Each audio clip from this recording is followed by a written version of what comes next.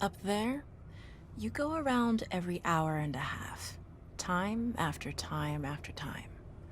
You wake up usually in the mornings, and just the way that the track of your orbits go, you wake up over the Mideast, over North Africa. As you eat breakfast, you look out the window as you're going past, and there's the Mediterranean area, and Greece, and Rome, and North Africa, and the Sinai, the whole area. And you realize that in one glance, that what you're seeing is what was the whole history of man for years, the cradle of civilization.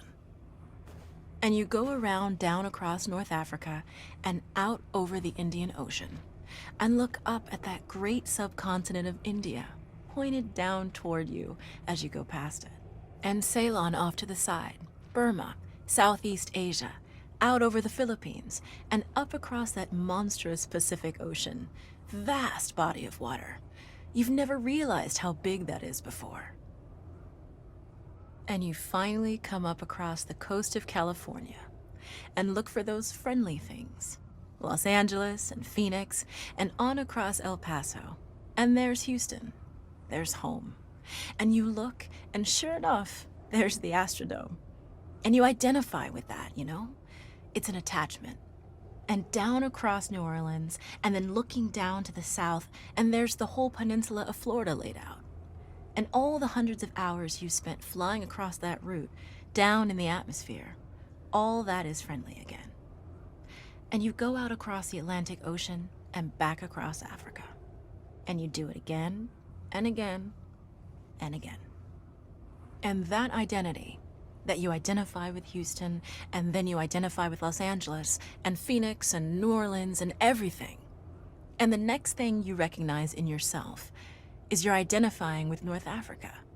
You look forward to that. You anticipate it. And there it is. That whole process begins to shift of what it is you identify with. When you go around it in an hour and a half, you begin to recognize that your identity is with that whole thing, and that makes a change. You look down there, and you can't imagine how many borders and boundaries you crossed again and again and again, and you don't even see them. At that wake-up scene, the Mideast, you know there are hundreds of people killing each other over some imaginary line that you can't see. From where you see it, the thing is a whole, and it's so beautiful. And you wish you could take one from each side in hand and say, look at it from this perspective. Look at that. What's important? And so a little later on, your friend, again those same neighbors, another astronaut, the person next to you goes out to the moon. And now he looks back and sees the Earth not as something big where he can see the beautiful details, but he sees the Earth as a small thing out there. And now that contrast between that bright blue and white Christmas tree ornament and that black sky, that infinite universe, really comes through. The size of it, the significance of it, it becomes both things.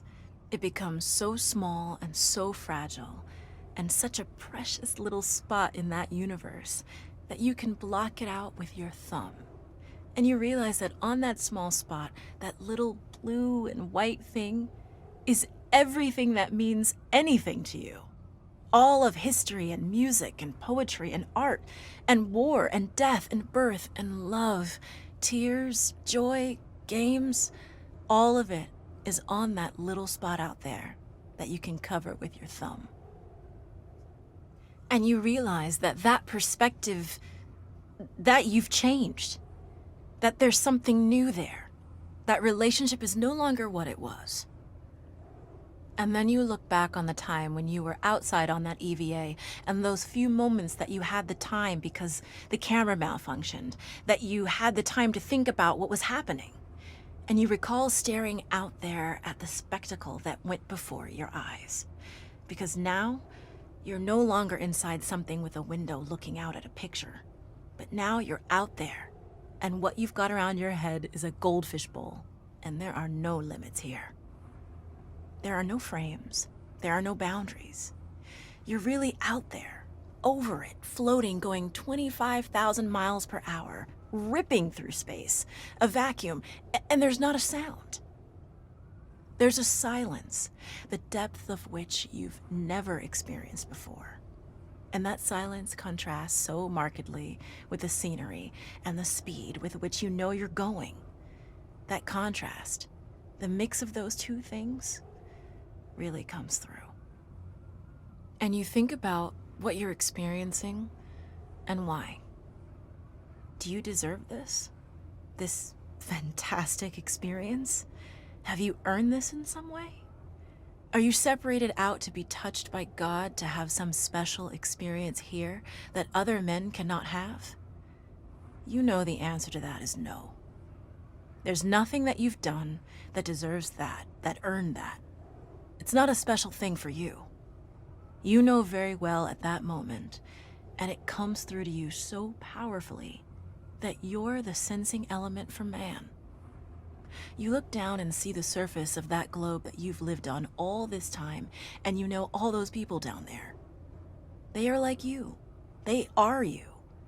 And somehow you represent them when you are up there. A sensing element, that point out on the end, and that's a humbling feeling. It's a feeling that says you have a responsibility. It's not for yourself. The eye that doesn't see does not do justice to the body. That's why it's there. That's why you're out there. And somehow you recognize that you're a piece of this total life. You're out on that forefront and you have to bring that back somehow. And that becomes a rather special responsibility. It tells you something about your relationship with this thing we call life. And when you come back, there's a difference in that world now. There's a difference in that relationship between you and that planet, and you and all those other forms of life on that planet, because you've had that kind of experience. It's a difference, and it's so precious. And all through this, I've used the word you because it's not me. It's not Dave Scott. It's not Dick Gordon, Pete Conrad, John Glenn. It's you. It's us. It's we. It's life. It's had that experience. And it's not just my problem to integrate. It's not my challenge to integrate, my joy to integrate. It's yours. It's everybody's. Russell Schweikart, 1975.